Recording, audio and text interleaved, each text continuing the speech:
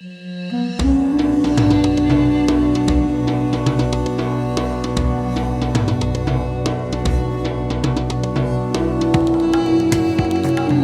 kick off in London. Ramin Lakani, managing director of Muse Stancil, to get Ramin's view on I suppose the underpinning element here to the markets that everybody's trying to chew on is this so-called 15-point peace plan that Trump has pulled out of his hat.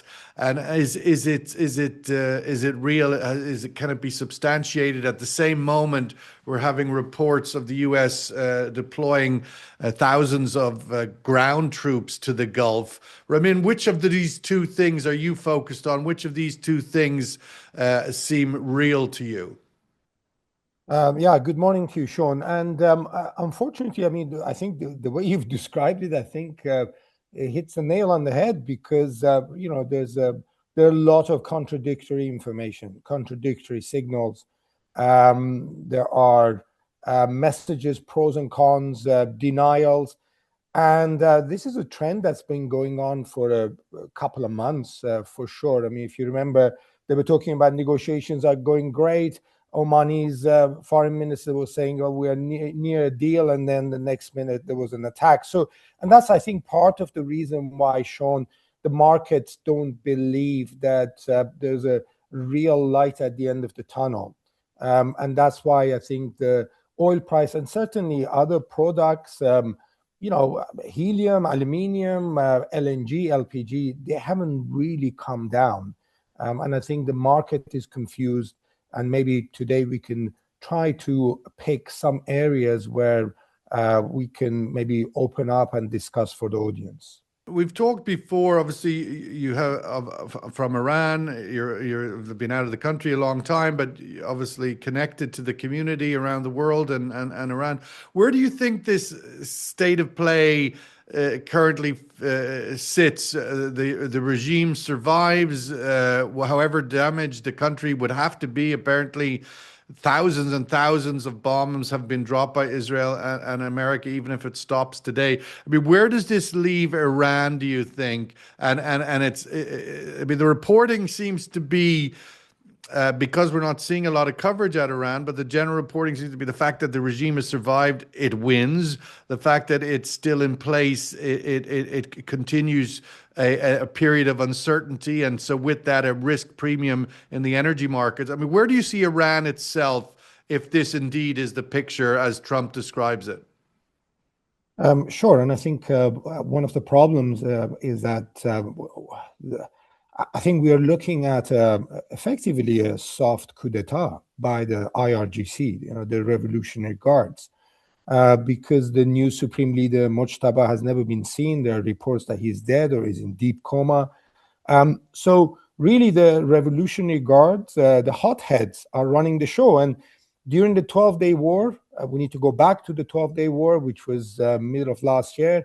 And this war now, a lot of the senior revolutionaries from the 1979 have been killed. So the people who are in charge are the guys, the hotheads who were in Syria, killing Syrians in the defense of the Assad regime. So basically, what you've got is yes, the regime is intact, but it's effectively a coup d'etat. I mean, Pezeshkian, the president, has been pretty much absent or idle, if you like, and there is, and I think we don't need. Well, the president of Iran, just for clarity purposes, has never really had a geopolitical role. It's always been like a kind of a mayor, a prime minister, run the economy kind of thing. Sure. No, I agree. But even that has been really taken away from him, right? So, he has a foreign minister that reports to him, but really the foreign minister gets his messages from IRGC effectively. Now, two key points, Sean, that we need to consider. One is that let's not forget that the regime is still in a war with its population. From the mass killing that happened in January, those feelings have not gone away, first thing. Secondly, from the lens of the Arab Gulf states, can they live with a present danger, like effectively IRGC with its missiles pointing at their infrastructure that could be triggered at any time.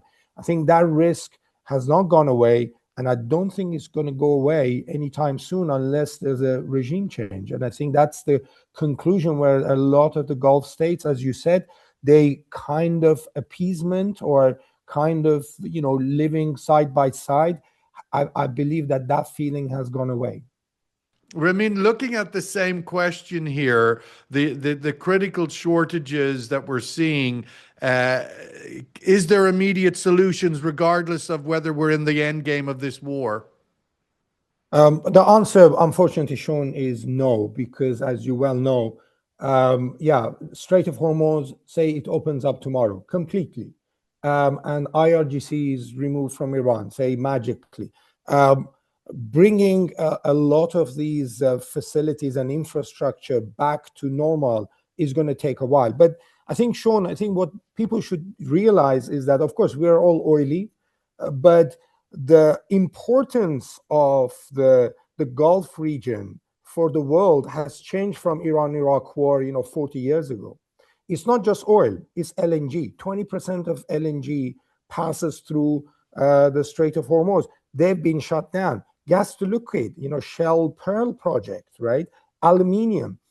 Qatar, maybe people don't know, is 1/3 of the helium supply of the world comes from this. Sulfur, urea. I mean, there are lots of things that the Middle East is now industrialized. It's very different to 40 years ago where it was just about oil, right? So shutting the Strait of Hormuz, of course, oil is the biggest part of it, and we are all oily. I get that. But it's products, it's LNG, it's lots of other things. And in also, the case of LNG, it's 20%, 17% that is permanent, or at least for 5 years, apparently, going to be offline given the damage. Yeah, and another thing is the significance of Asia, because again, going back to Iran-Iraq war, now 80% of all the energy, LNG and oil, is going to Asia. So Asia, which was the engine for global growth for a long time, is badly affected, including China. So these implications are huge. It's going to take a long time for it to normalize, and I hope that people start thinking about sort of medium to long term planning. Looking through again the sort of end of this war, and we started the year with all the forecasting being $60 Brent average for the year and a sub $10 on LNG. Where do you think we come out of this war in terms of that sort of cruising altitude? I think the risk will continue, and I think the supply and demand, the way we've described it, even if the war magically finishes tomorrow through negotiations or fight or whatever, I think that imbalance will continue. And as we said, bringing some of these key refineries, and these are modern refineries, right? These are modern refineries that can provide high quality products that Europe and the rest of the world needs, is going to take us some time. So I think for the remainder of the year, we're talking about a pretty risky situation.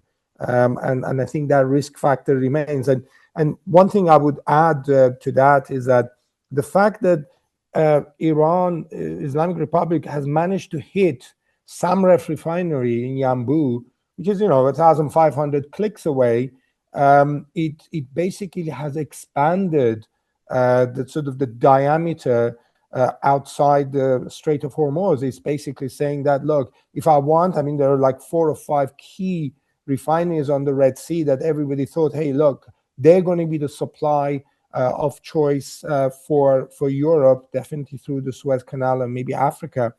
But they're now potentially, potential targets. So, sort of the envelope has been expanded, and now they're even talking about hitting the desalination plants if things don't go their way. So, I think even if these things get removed, it's going to take a long time, certainly for the markets to settle down.